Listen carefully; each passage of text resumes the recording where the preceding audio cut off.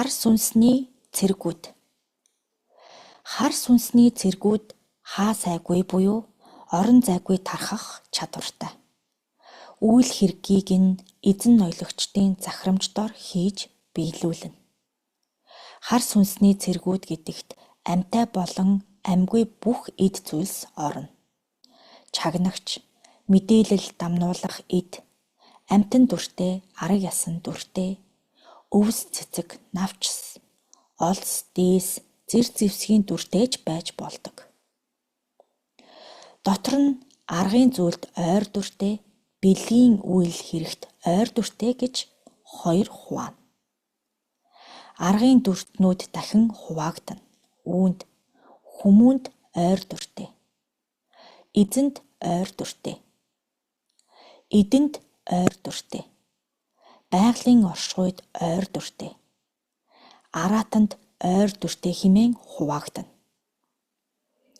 Бэлгийн үйл хэрэгт ойр дүртэйд нь гэрэл эрчимд ойр дүртэй, далд оршихуйн амьтдад ойр дөхүү дүртэй, хар сүнсэнд ойр дүртэй, оршихуйдад ойр дүртэй цэргүүд хэмээн хуваана. Аргын үйл хэрэгт ойр дүрт цэргүүд бол дүрээ илүү ихээр хувиргаж, өөрсдийн дамнуулах ямар нэгэн зүйлийг хуулбарлан бий болох. Жишээ нь Б үрийн сэвлэгтэй яг адилхан болж хувирч, сэвлэгт нь нуугдана. Тэгэхдээ ямар нэгэн хоруу шинж чанар багтай энэ нь махан биед наалтлаа гэхэд хоруу үйлс буюу шүүсээ ялгаруулад хороо цацруулад байхгүй гэсэн үг. Харин бэлгийн ертөнцид ойр дүрт цэргүүд нь илүү хоруу үйлсээ гаргана.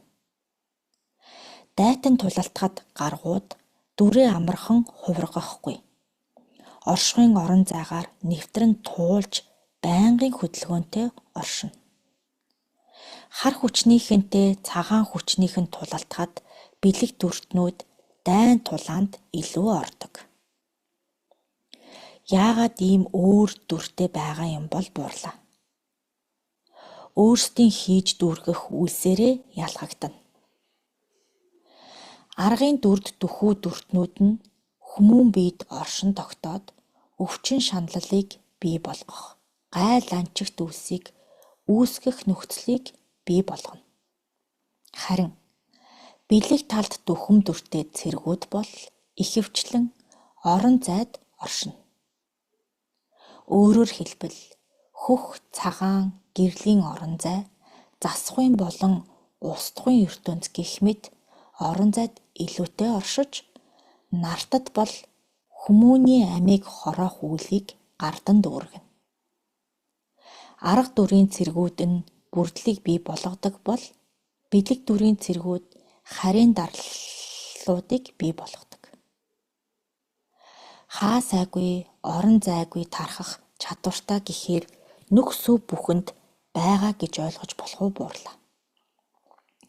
Хүрч чадна түүнээс бус нүх сүв бүхэнд байгаа гэж ойлгож болохгүй. Эзнийхээ захирамжийн дагуу хийхээс бус дураараа ямар нэгэн үйл хийхгүй юм байна тийм ээ буурлаа. Тийм. Хар үйлтэй цэргүүд учир хар сүнсний эздийн захирамжийн дагуу дүүргэнэ. Нэг үлийн захирамж өглөө гэхэд хоёр дүртэн цэргүүдийн аль алинд нь зэрэг өгөгддөг гэсэн утгатай байж болох уу буурлаа. Энэ хоёр төрлийн цэргүүд чинь хоёулаа салахгүй үйлсээ дүүргэнэ. Нэг нь бүрдлийг нь үүсгээд нөгөөх нь өрнөлийг нь хийж гүйцэтгэнэ. Тийм учир нь хоёуланд нь зэрэг захирамж ирнэ. Дайрлагад өртөж нас барж байгаа хүмүүс ихэвчлэн ийм зүйлд өртдөггүй, ламнар үзээд дайрлагад өртсөн байна гэдэг шүү дээ. Цаана нь тодорхой хэмжээгээр ийм зүйл өрнөдөг болов буурлаа. Тийм. Багахан хэмжээгээр хинээс, хаанаас, хэрхэн захирамж бий болсон бэ гэдг нь чухал.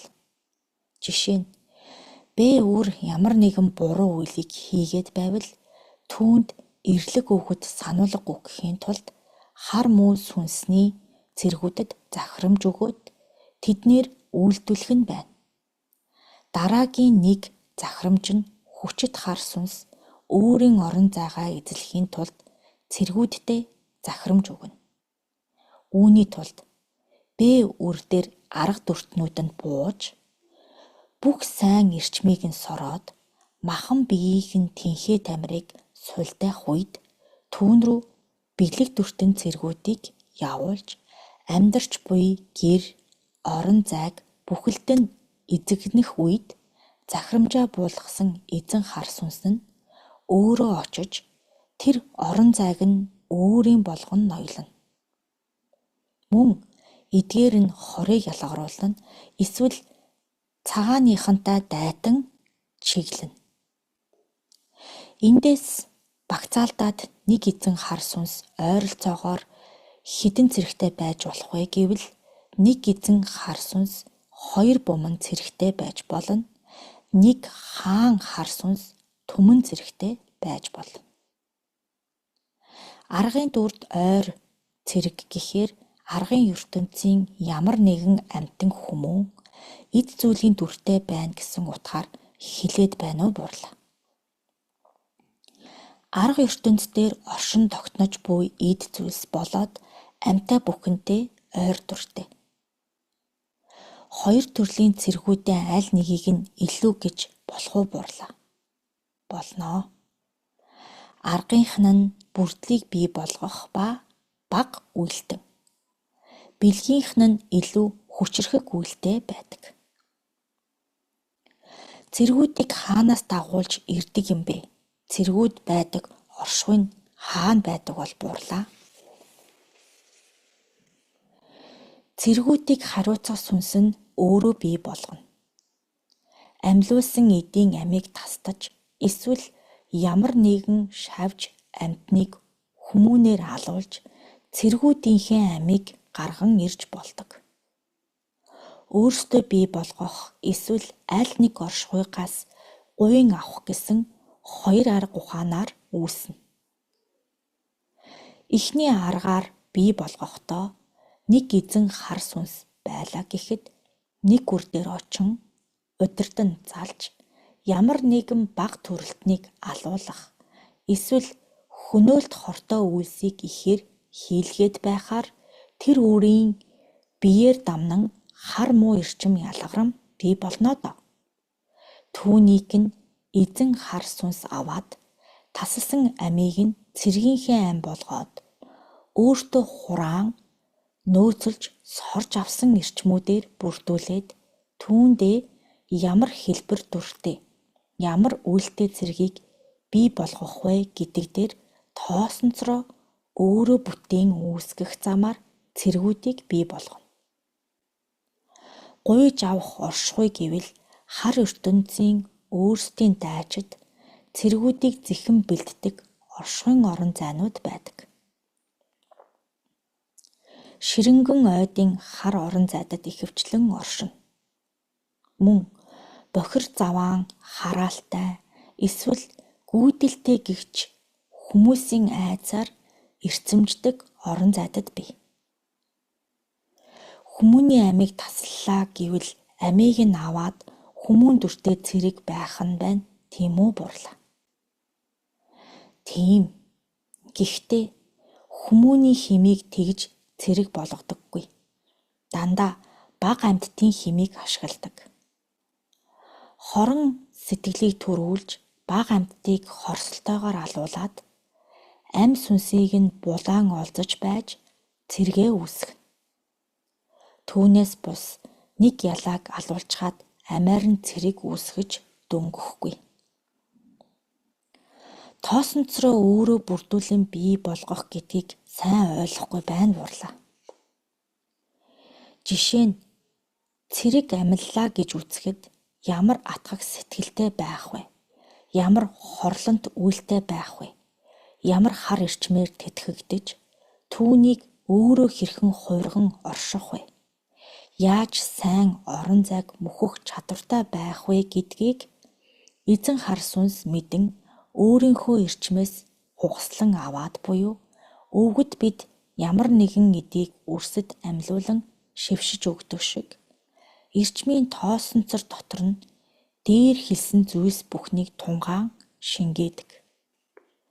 Тоосонцор нь өнөөх цэргийн гадуур нь байх хар эрчмэн орон зай болон доторх орон зайд бүгдд нь тархан байрлана. За тэгээд өвгөн бид тэр цэргийн тоосонцороос нь аваад тэр хар сүнснийх юм байна, ийм онцлогт үлдээ юм байна, ийм зэр зэвсэг чадвартай юм байна, ийм тоосонцороос бүрэлдэн бий болжээ гэх мэтээр унших нь байна да. Тэр олон түн буман цэргүүд нь хоорондоо адилгүй өөр онцлог чадваруудтай байна. Амьны ертөнцийн ам бол хэмжээтэй байгаа тийм ээ бурлаа. Тэгэлгүй ах. Тэгэхээр цагаанууд авсан амиудаа авраад цагаан үйлийн чадвартай болох нь харууд нь авсан амиудаа харын цэрэг болгочих нь байна. Дунд нь саарлууд бол байж л байх юм байна. Тийм үү бурлаа. Хар цагааны хооронд мөнхөд тэмцэлтэн оршиж байдаг нь тэр. Яагаад үр удмаа нартаас хайлахад нь баг 7 үеийн хүүхэд нь заавал тосон авдгийн учиг бол энэ.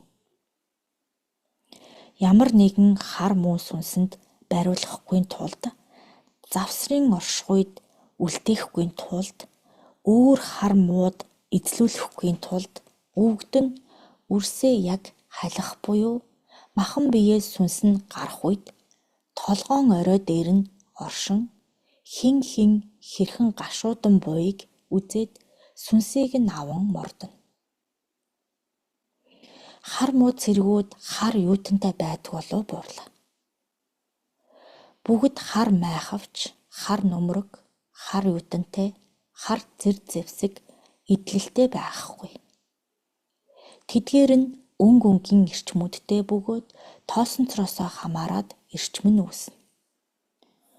Өнгөндөө хүнд өнгүүд байна үсттэй бас цагаан нь байх юм уу бурлаа. Цагаан өнгөтэй үүлийн тоосонцортой цэргүүд ч байна. Тэдгээр нь хоруу чанарт үйл хэрэг байхгүй. Хар муу эрчим, хар муу сүнс, хар муу ертөнц бүхэн хар бараан өнгөтэй байдаггүй.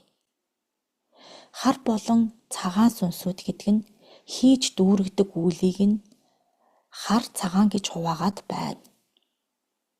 Сайн болон сайхан бүхэн сайхан өнгүүдтэй байхгүй. Цэргүүдтэд нь хүйс гэж байна үсттэй бурлаа. Амтайнууд нь хүйстэй гэж хэлэгдэн, амьгүй эдэнд хувирсан дөрүүдэд хүйс хэлэгдэхгүй.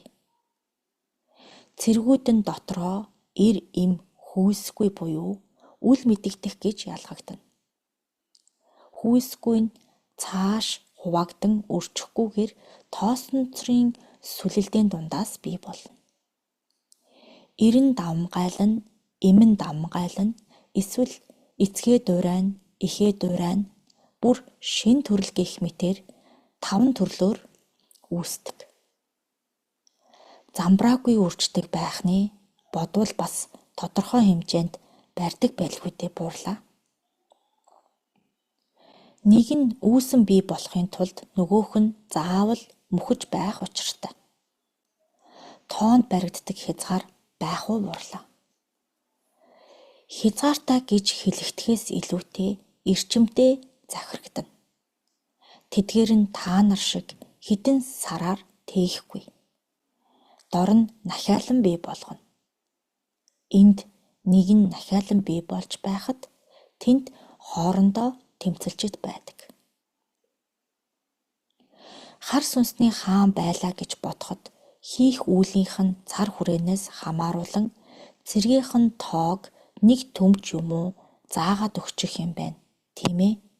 Цэргүүдийнх нь тоог өгөгдсөн тооноос илүү гаргахгүй хичээх нь байна. Тийм үү бурлаа. Тэгнь. Хэрвээ дайн тулаанд ороод нэг түмээсээ хорогдвол хорогдох орон зайдаа очоод дахин бий болгоно. Дээд хэмнэ тэр. Өөрөө оршин тогтож чадаад цэргүүдээ орших орон зайгаа л бүрдүүлж дөнгвөл ингэж болно. Дээд хэмд хүрэхгүйгээр хідэн цэрэгтэй байхыг хүслэн л мэдэндээ. Хар сүнсний дайчид. Хар сүнсний дайчид бол зөвхөн харын ертөнц, цагааны ертөнц хоёрын дунд тэмцэлдэн өрнөхөд дайтахаар бэлтгэгдэн бий болсон цэргүүд юм. Хорогдох орон зайдаа нууж байгаад дайн тулаан боллоо гэхэд тэднийг гаргаж ирдэг. Хорогдох оршихуйн аль нэгэн харын оройлогч эсвэл хаан хар сүнсүүдийн мэдэлд орших гүрэн тулсад байдаг. Хүмүүн оршиход тунч бэрхтээ орхигдсон, гээгдсэн эзэнгүй газар аль нэгэн хавцал ангал зэрэгт хорогдох орон зайд нь бий болдог. Бүхий л орхигдсон орон зайд байх уу гэвэл үгүй. Учир нь юунд вэ хэмээвэл өөрсдийнх нь хар эрчим хүмүүсийн айдсыг төрүүлдэг. Гэрэл гэгээ бараг үздэггүй хүмүүний айдас хамгийн ихээр төрөх, хавцал, ангал, хүмүүсийн сүнс нь махан биеэсээ агшин зууртч гэсэн гараад ордог. Сүнс зайлам айдастай хажуугаар нь өнгөрөхөд сэтгэл түгшээм орон зайдад их бага дунд хэмээн гүрэн тулсууд оршиж байдаг. Тэр улсын тийм хадан дотор ийм чимээ гардаг юм байна лээ гэж яригддаг газарт хүмүүн олуулаа оршиж чадхааргүй зарим орхигдсон цөл газрууд ой модоор дүүрэн өндөр игц уулс мөн зарим агуудыг эзэгнэн оршино. Нэг сайхан гол мөрөн урсаж байхад тэнд дайн тулааныг зориудаар үүсгэж үр дүнд нь хар муу эрчмийн орон зайг бүрдүүлж нэг нэгнийгээ хараан зүхэх, үзэн ядах сэтгэлээр гол мөрнийг буртаглуулан эзнийг нь сэвтүүлээд голыг нь тасдуулж орон зайнаас нь хөөн туугаад эсвэл эзнийг нь хорж дараад орон зайг нь эзэгн нь ноёлж эзэнт гүрнээрээ оршдог хар муу сүнсүүд бас байна. Эзэгнсэн орон зайдаа унлаг цэргүүдээ явуулна. Эрчмээ аван хар муу үйлсээ хийж оршино. Түүнээс биш энд нэг хаан хар муу сүнс шогшиж байна гэж хэлж болохгүй. Диснейленд нэг орон зайн юм байна даа. Тоглоомууд нь хүүхдүүдийн айцыг их хүргээд байдаг тэмээ бурлаа. Айцыг төрүүлж байгаа ч хүүхдүүдийн инээж баяссан сайн эрчим нь айцын муу эрчмийг нь дарахаар их байвал хорогдох газар болохгүй. Оршуулгын газар байх уу буурлаа. Тэр бол өөр орон зай. Хорих анги шоронд хорогдох орон зай нь оршдог болов уу буурлаа. Том эзэнт гүрнүүдийн орон зай шоронд бол байхгүй. Зөвхөн хідэн цэргүүд нь тэндээс эрчмээ авах эсвэл багахан хэмийн хар муу сүнсүүдийг явуулж эрчмээ хураан авч болно. Өвгөн би танаа энэ хот гих хөндийгөөс нэгэн газрыг асууя. Сүндэрлэн босдоггүй нэг байр бий. Хангаа зочд буудлыг хэлж байна уу та буурлаа? Тэр дотор яг юу болж болох вэ үрс минь? Нэг жижиг эзэнт гүрэн байгаа юм болов дайчид нь байгаа бах. Энэ бол хар сүнсүүдийн хорогдох орон зай нь болдог. Тэдгээр хорогдох орон зайд нь хар муу сүнсний дайчид нь тогтон сууршдаг. Амьтаа учир оршин тогтох эрчмээ авахын тулд хүмүүсийн айцаар эрчимнэн.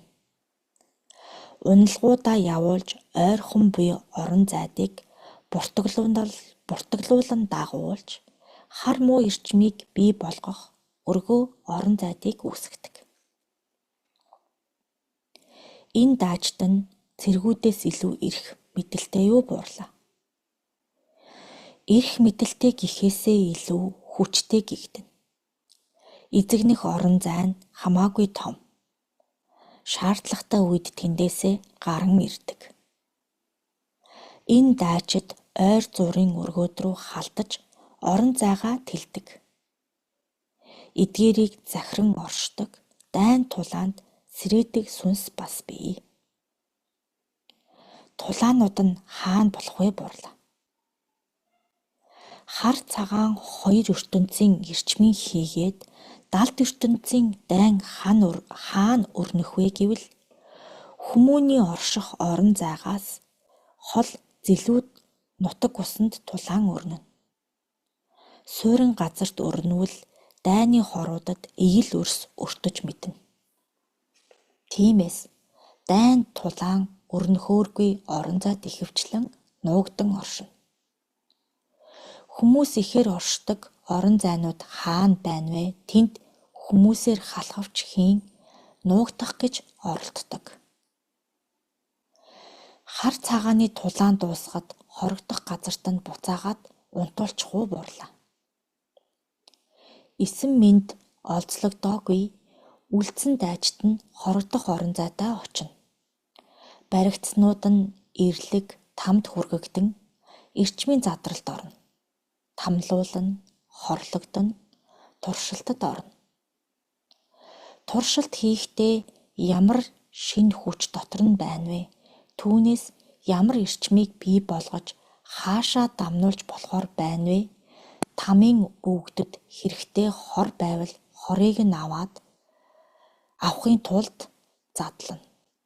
Тоосонцрыг нь задлаад амийг нь салгаад эрчмийг нь хувиргана, мөн гаршуулна.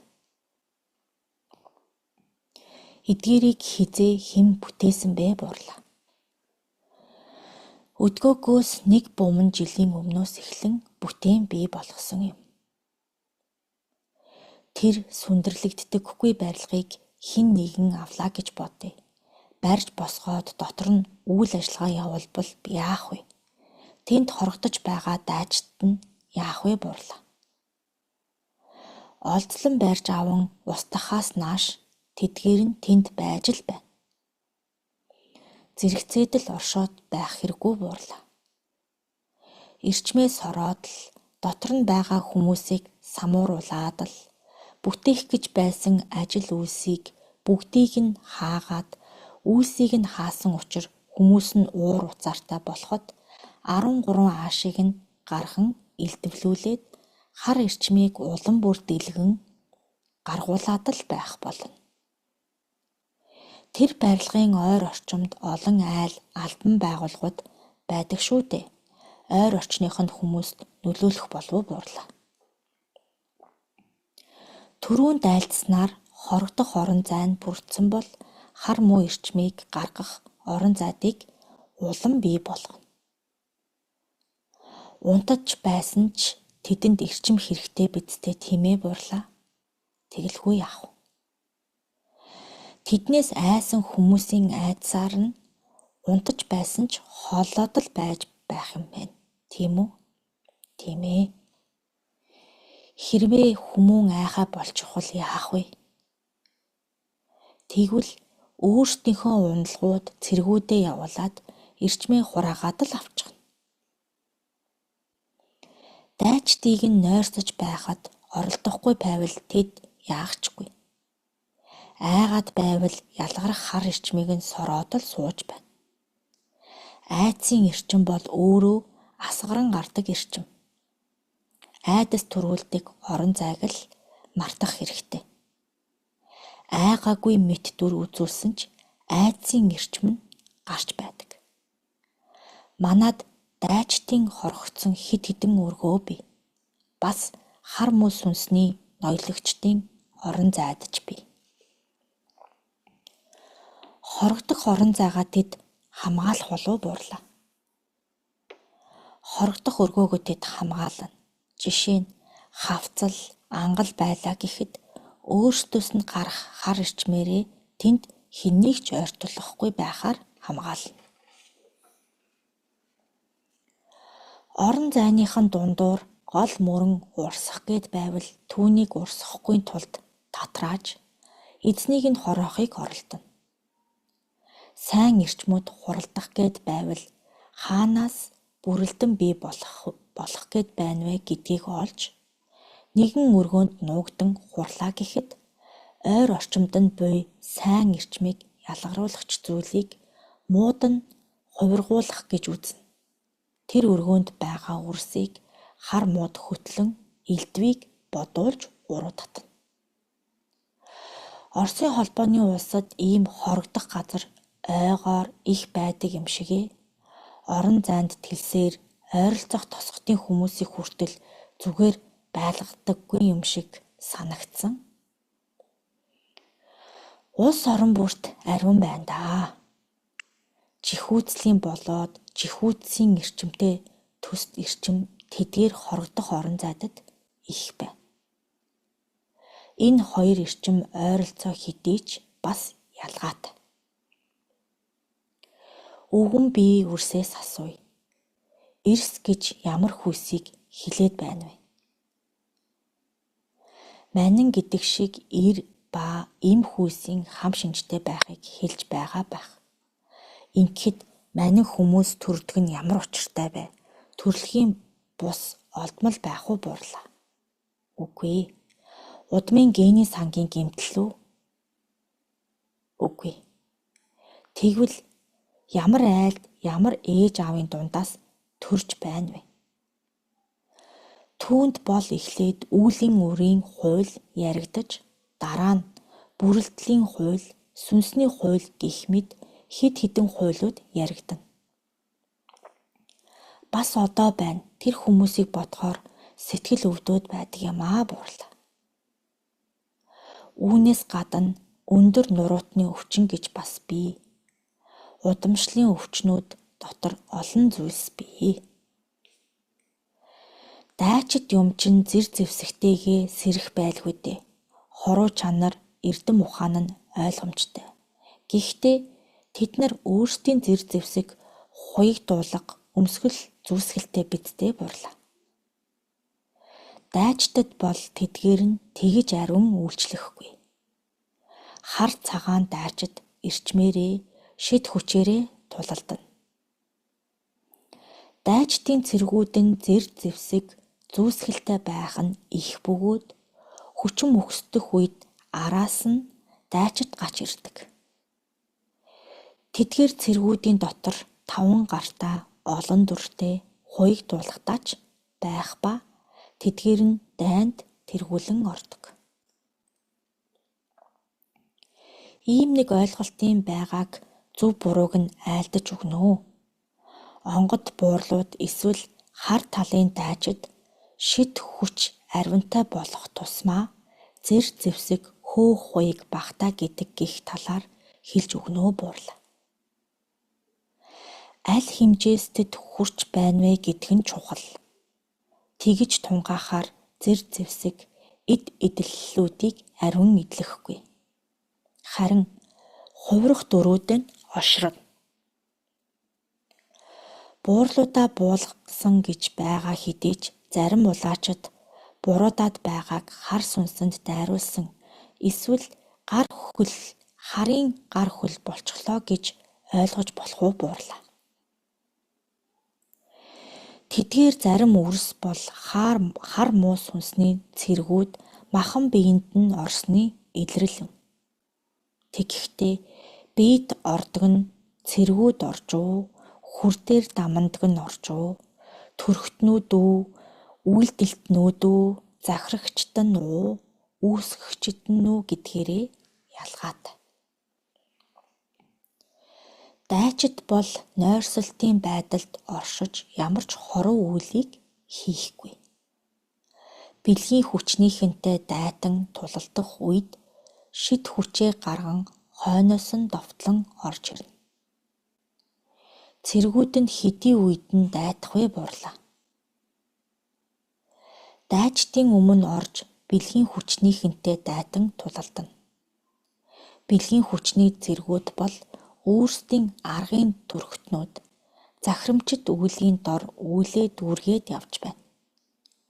Хоёр хүчнийхэн хоорондоо тулалдах үед эсвэл нойрсож буй дайчдын эзэнтэй тулалдах үед хамгийн түрүүнд өөрийн хариуцах бүх цэргүүдээ дуудана. Түүний араас дайчдаа сэрэнэ. Гэхдээ бүх дайчдаа зэрэг сэрээчихгүй. Хэсэглэн сэрээгээд дайнд оруулна. Хоёр хүчний хооронд гэрээ хэлэлцээр хийгддэг үү буурлаа. Хийгдэж болно. Дайчид цэргүүд гэрээнд оролцох буурлаа. Тэд ямар ч гэрээ хэлэлцээрт оролцохгүй. Ноёлогч эзнийхээ удирдлагадор үйлээ хийж оршино.